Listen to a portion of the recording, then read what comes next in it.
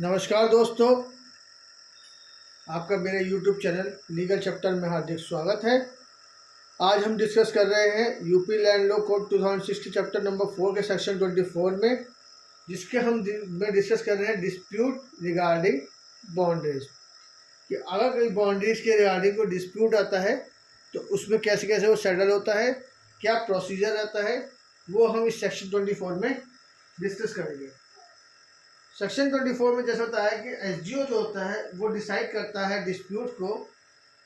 वो पहले इंक्वायरी करेगा कि या तो खुद से इंक्वायरी करेगा या फिर कोई उसको एप्लीकेशन देगा कि ऐसे ऐसे कोई मैटर चल रहा है, उसको जो है आपको सेटल करना है।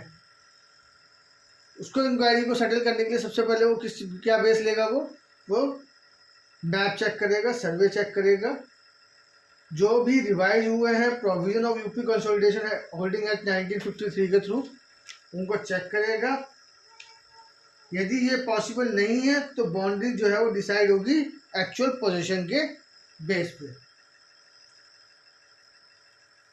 तो ये देखते हैं हम, देखिए जैसे डिस्प्यूट रिगार्डिंग बाउंड्रीज में डिस्प्यूट एसजीओ समरी इंक्वायरी करेगा, डिसाइड करेगा dispute on the basis of boundary mark, या तो खुद से या किसी के एप्लीकेशन से। समरी इंक्वायरी जो करेगा on the basis of survey map.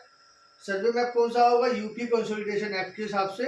यदि यूपी कंसोलिडेशन एक्ट 1953 अगर अवेलेबल सर्वे मैप नहीं है तो वो एक्चुअल पोजीशन चेक करेगा। अगर वो सेटिस्फाई नहीं है कि पोजीशन सही बंदे को नहीं है या है, तो एसजीओ समरी इंक्वायरी करेगा और बेस्ट एंटाइटल्ड पर्सन्स को वो हैंडओवर करेगा।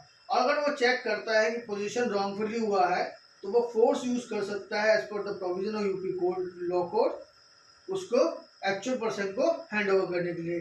टाइम पीरियड दिया जाता है एसजीओ को उसे कंप्लीट करने के लिए 3 months from the date of application. ये और अगर कोई पर्सन उससे एग्रीव्ड है, एग्री पर्सन में file an application for file an application of order of SGO to commissioner final, और कमिश्नर का ऑर्डर जो होगा वो फाइनल और कंक्लूसिव होगा। तो हम सेक्शन की रीड आउट कर लेते हैं।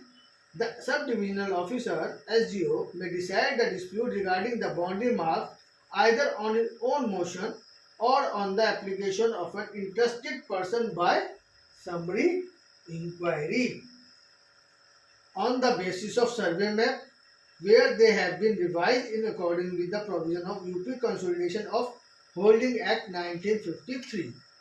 But if it is not possible, the boundary shall be fixed on the basis of actual possession. If in the course of inquiry into a dispute under subsection 1, the SGO is unable to satisfy himself as to which party is in possession, or if it is shown that possession has been obtained by wrongful disposition of the lawful of occupant, the SGO shall. अगर वो satisfy नहीं है तो क्या करेगा? In the first case, as certain by summary inquiry, who is the person is best entitled of the property and shall put such person in possession. उस person को दे देगा जो best entitled होगा. In the second case, put the person so disposed in possession and for the purpose use or cause to use such force as may be necessary and shall fix that boundary according to the UP Land Law Code 2006.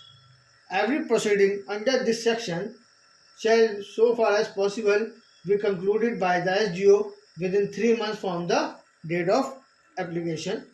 Any person aggrieved by the order of SGO may prefer an appeal before the commissioner within 30 days of order of such order.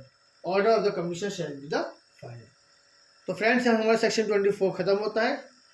इसके regarding आपकी कोई भी query है तो आप नीचे comment box में दे सकते हैं, और इस वीडियो को आप अपने फ्रेंड्स के बीच में शेयर करिए, लाइक करिए और सब्सक्राइब करिए। और आपकी इसके रिगार्डिंग कोई भी सजेशन है तो आप दे सकते हैं। थैंक यू, नमस्कार।